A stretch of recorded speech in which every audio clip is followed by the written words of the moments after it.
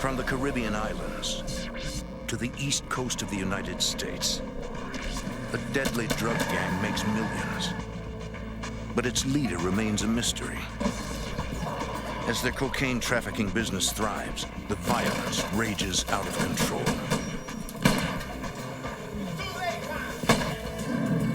To destroy the gang, agents and police know they must identify the leader and take him down.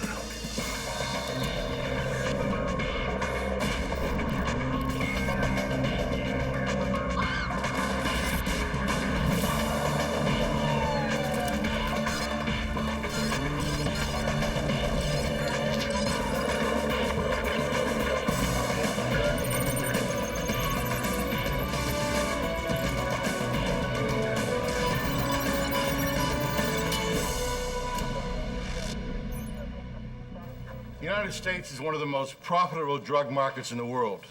For ruthless and sophisticated drug traffickers, it is truly the land of opportunity. I'm Jim Kallstrom, former head of the FBI's New York office.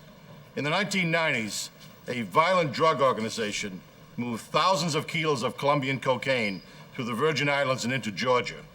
It would take a task force of dedicated agents and police to shut down this multi-million-dollar operation and destroy a cocaine empire.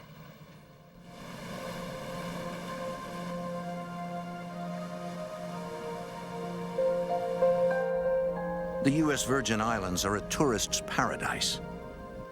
Lush tropical islands and miles of sandy beaches, all in America's backyard. But these islands hold a dark secret. Law enforcement refers to them as the cocaine funnel. Because they are located halfway between South America and the U.S. mainland, drug gangs use the islands to ship large amounts of cocaine into the U.S. Starting in the early 90s, a drug gang called the Island Boys shipped thousands of kilos of cocaine into the U.S. through the Virgin Islands. They chose the unlikely city of Augusta, Georgia as their main point of entry. There they turned the cocaine into crack. FBI Special Agent Tim Cox. It was primarily the population that drew them in. At the time, there were several projects that were ripe for selling crack cocaine. It's also a 2-hour city. You're 2 hours away from Atlanta. You're 2 hours away from Savannah. But the competition between the Island Boys and local drug gangs is brutal.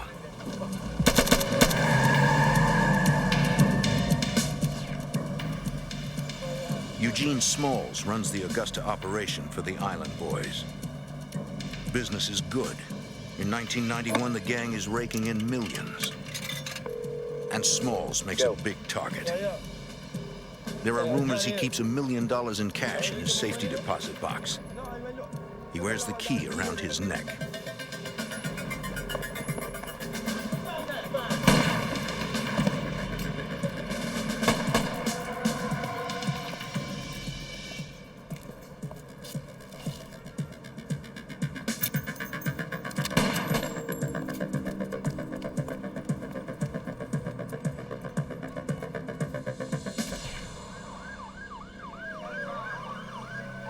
By the time Augusta police arrive, Eugene Small's safety deposit box is empty, and the powerful drug dealer is fighting for his life. He survives, but his injuries are severe. The rising violence in Augusta concerns police, and the Island Boys are at the center of it. The Augusta police discuss the problem with the FBI. They start by explaining what they know about the gang. The local authorities, through their contacts with informants and some of the arrests that they'd made previously, knew that there was an increasing number of these gentlemen coming up from the Virgin Islands. The informants had given indication that they were moving more and more cocaine into the area. In October 1992, the FBI and U.S. Customs worked to build a federal conspiracy case against the Island Boys. Cox suspects the Island Boys are working with a major Colombian cocaine cartel. One thing is clear, they are as mysterious as they are deadly. We didn't have any inroads into the group, So we're having to put together as much intel as we could by bits and pieces. Agents assemble photos of suspected gang members taken by the local drug squad. Former U.S. Customs agent Larry Sapp. So we didn't even know who they were. We'd put them in there to see if somebody would later identify them. They also scour every report they can find that has any connection to the Island Boys. One report stands out. A month earlier, 2 DEA agents spotted Eugene Smalls at the airport in Atlanta. Despite his injuries, the local drug boss personally picked up a passenger on a flight from the Virgin Islands. The DEA decided to follow Smalls. Agents radioed the Georgia Highway Patrol and asked them to pull the car over for speeding. DEA had had enough of following them and joined the locals there and got them all out of the car, searched them, took all their money, tried to interview them all. I can't walk. Smalls could barely walk. His passenger, James Springett, was carrying a passport from the U.S. Virgin Islands. Agents also searched the car. They found nothing. No drugs, no weapons, and surprisingly little cash. The DEA photographed the 2 men as well as their credit cards and IDs and had to let them go.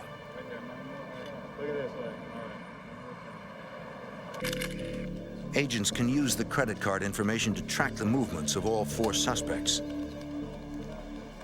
But there's also a downside. Then they know that they've been watched or being watched and may affect their behavior in the future. They may be more careful of surveillances and more careful of movements and things of this nature. Agents wonder about James Springett. Who is he and what role does he play? Eugene Smalls picked him up at the airport personally, even though Smalls was still recovering from bullet wounds. Obviously, James Springett is important.